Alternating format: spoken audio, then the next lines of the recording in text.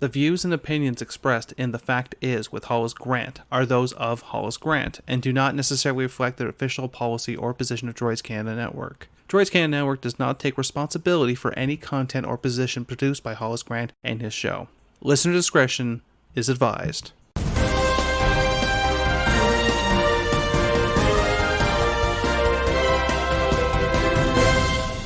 Good morning, good afternoon, and good evening for wherever you are listening in the world, and welcome back to another edition of The Fact Is. I'm your host, Hollis Grant, and today we are talking about the pandemic, the COVID-19 pandemic going into COVID-20.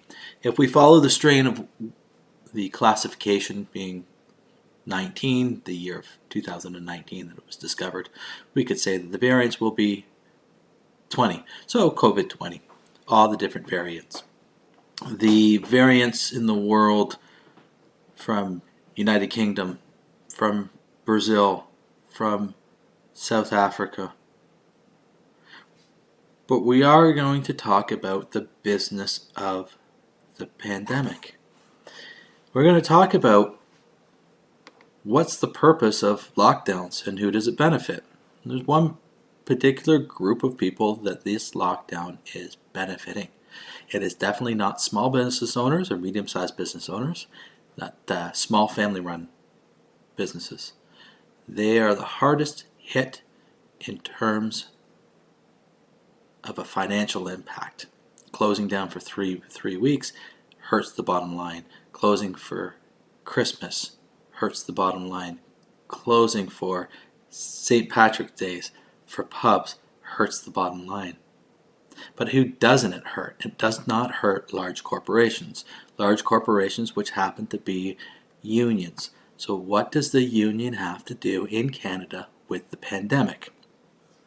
We're going to start with the first piece, which is the CBC, the Canadian Broadcasting Company, the taxpayer-funded company.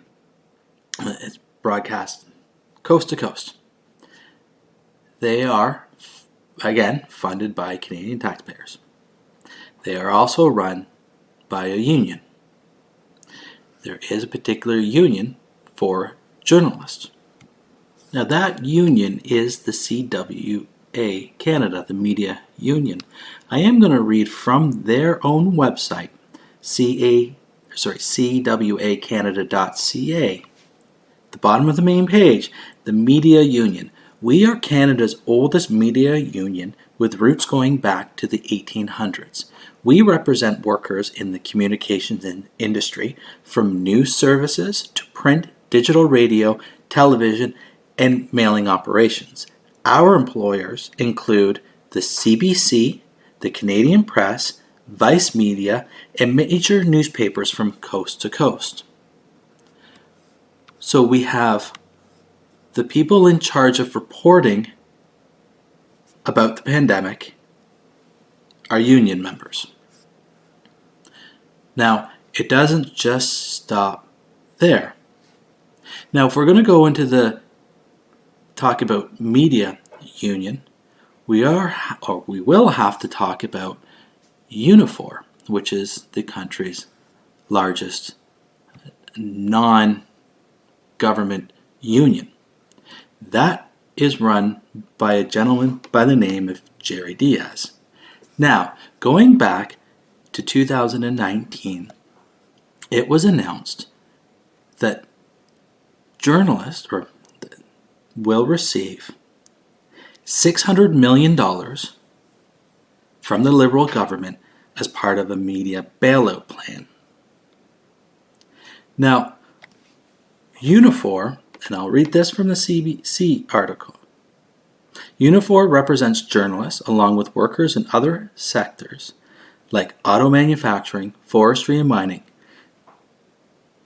The union has made no secrets of its politics. Unifor's national executive has even described itself on Twitter as Conservative leader Andrew Scheer's, quote, worst nightmare. Unifor spokesperson Howard Law said that the union still has every right to take part in this process. So this union that is clearly against a conservative party and has voiced their resistance, their own words, their resistance against the Conservative Party. And a tweet from Unifor, taken from November 14th, 2018, at time was at 3:38 p.m. It's a picture of four sour-faced individuals, taken in black and white, with the resistance written in blue at the bottom. Welcome to Andrew Scheer's worst nightmare. And the tweet says, Unifor's National Executive Board started planning for the federal election today. In 2018, they were against getting the federal conservatives into power, and in 2019 were rewarded from the Liberal government with how to allocate $600 million of taxpayer money into the media. Now, we know another union is also in charge, so we have two unions. Let's take a look at some of the province's largest employers.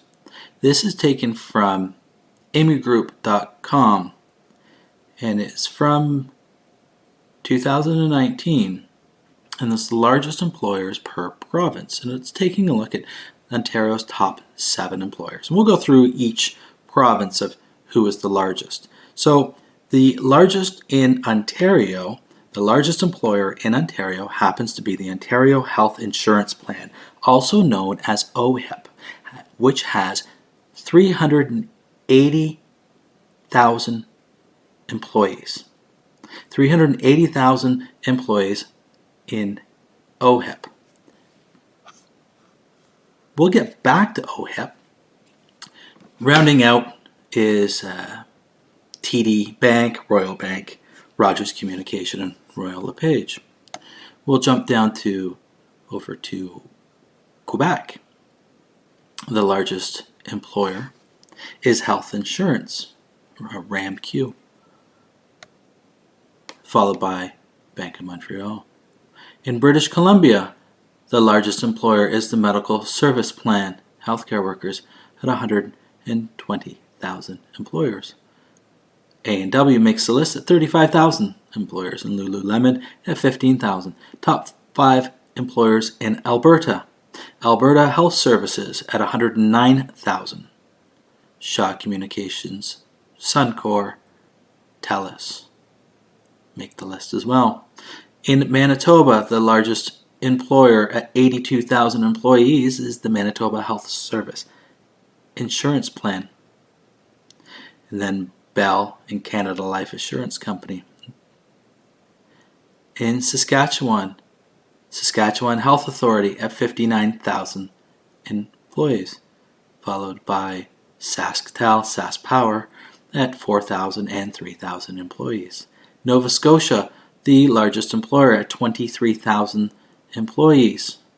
Nova Scotia Health Authority. Jazz Aviation follows that with 4,700. The top 5 employers in New Brunswick. Horizon Health Network at 13,000. Vitale with 7,400. Irvin Oil at 2,800. University of New Brunswick at 1,750. Newfoundland and Labrador.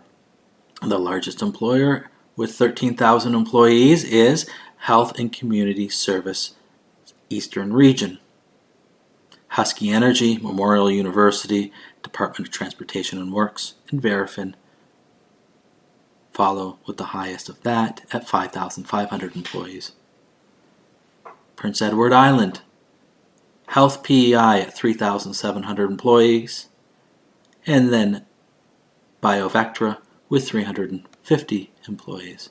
Yukon's top employer is the government at 6,500 employees.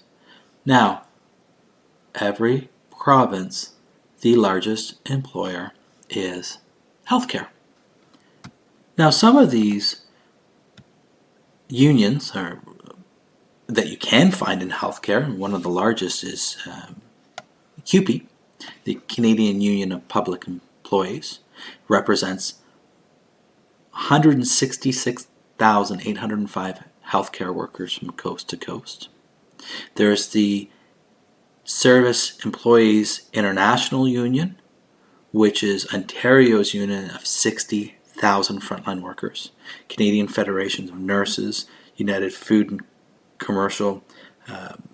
We have the Ontario Nurses Association, British Columbia Nurses Union, all of who benefit from a liberal or left-leaning socialist government.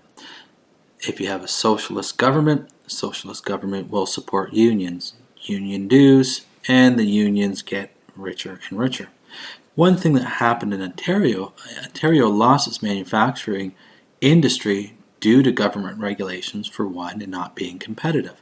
There's too many environmental laws.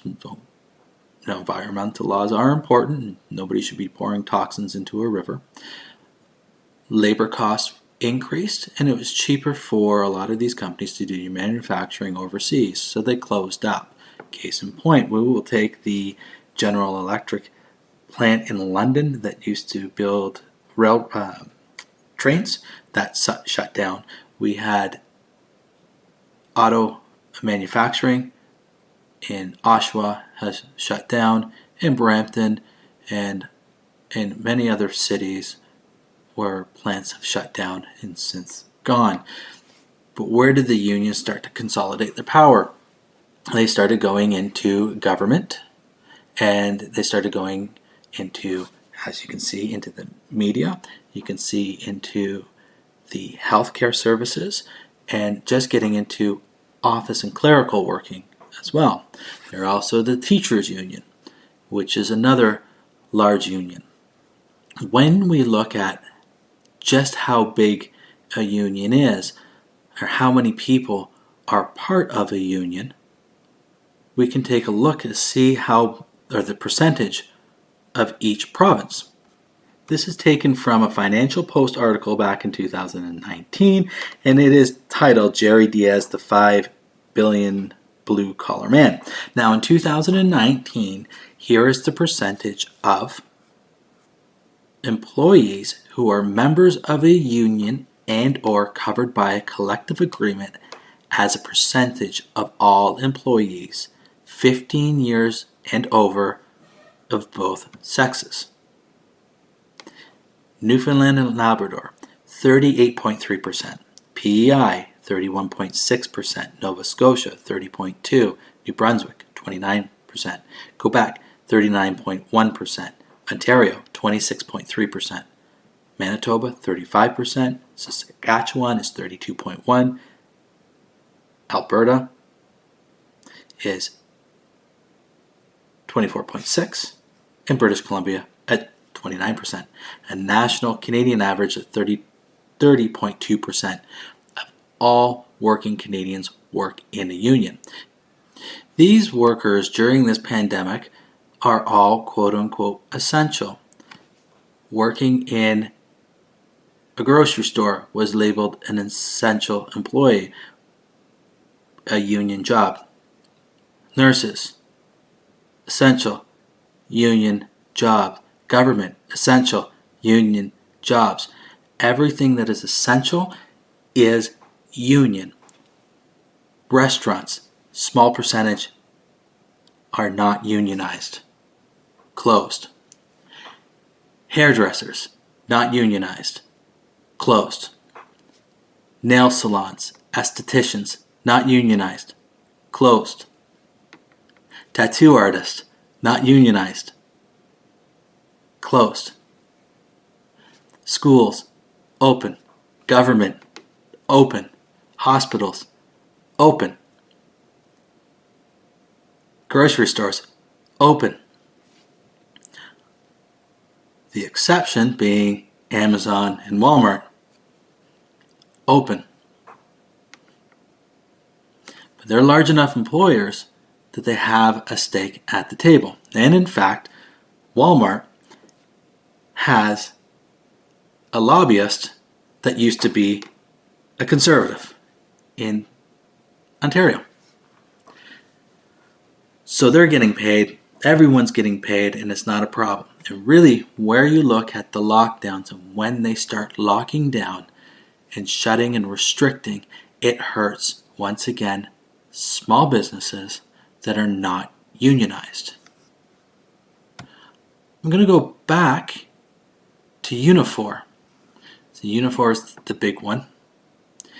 Who we are. Unifor is Canada's largest union in the private sector, representing 315,000 workers in every major area of the economy. The union advocates for all working people and for their rights, fights for equality and social justice in Canada and abroad, and strives to create progressive change for a better future. Unifor brings a modern approach to unionism, adopting new tools, involving and engaging our members, and always looking for new ways to develop the role and approach of our union to meet the demands of the 21st century. Every person of working age in Canada has a right to a good job and the benefits of economic progress. Unifor presents this plan in June 2020, 3 months after the novel coronavirus arrived in Canada, at a time when restrictions on movement, activities, and business operations are beginning to lift, but infection rates and illness continue to grow. With the hashtag BuildBackBetter, buildbackbetter.unifor.org/about. You can read all about how they plan to build back better. Build Back Better is the slogan that is used by the progressive administration in the White House under Joe Biden. Build Back Better includes Joe Biden bringing in jumpsuits for females, fighter pilots, to accommodate them being pregnant. What does a pregnant woman have to do with flying a fighter jet in the Army when she's pregnant? But nonetheless, she will now have a comfortable uniform to wear. Build Back Better. Build Back Better with more unions. Build Back Better with more restrictions. Build Back Better with more regulation. Build Back Better sucking the money out of the economy to funnel it instead of into politicians' hands, into union member hands. Build Back Better means putting this year on Ontario's Sunshine List, a list of all public employees that make over $100,000 or more. Build Back Better means putting a record number of Sunshine List people at 3,100 people. The first time ever that the list has ever broken 3,000 was this year. That is building back better. That is building back better with public money going into higher and higher public sector employees with higher and higher paychecks, while the average salary in Ontario remains at $60,000, where you have over 3,100 people make over $100,000 or more working for your government, for your teachers, making over $100,000. For bureaucrats making over $100,000. This is building back better. This is building back better with your money. This is building back better and building back better a stronger, unionized country. A stronger socialist country where there is no more wealth, but just a stronger and more powerful government. So where do we go from here for this pandemic? Here's my predictions of what will happen for the rest of the year of 2021. The lockdowns will continue for the next month. It will force down another lockdown. This will go into time, and the lockdown will end as flu season naturally ends. And into the summer months, it will be an easing off of restrictions. And when flu season starts again back in September, you'll start seeing more lockdowns occur. The next round of lockdowns will occur all the way through the winter, rolling lockdowns and regional lockdowns. Then you will see a call out for the election, which will take place in 2023. This will bring us into 2022. There could be a snap election in 2022, but you will see further lockdowns and more family businesses shut down for that duration. There will be new legislation that will be put into place to control pandemics in the future that will give the government greater authority and greater control to shut down the provinces at the height of flu season. This will be an issue that will happen for the next few years, where they will shut down, the government and the unions will shut down their competition during the winter months.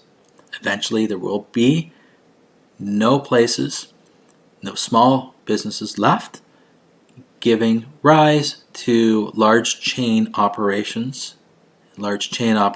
which can be unionized. Those will be what's left in terms of your dining options. There's going to be other aspects of these lockdowns, but I'm just speaking today about the unions and businesses that unions can and do control. I'd like to thank you for tuning in this week to another edition of The Fact Is, and I'm your host, Hollis Grant. Have yourself a great week.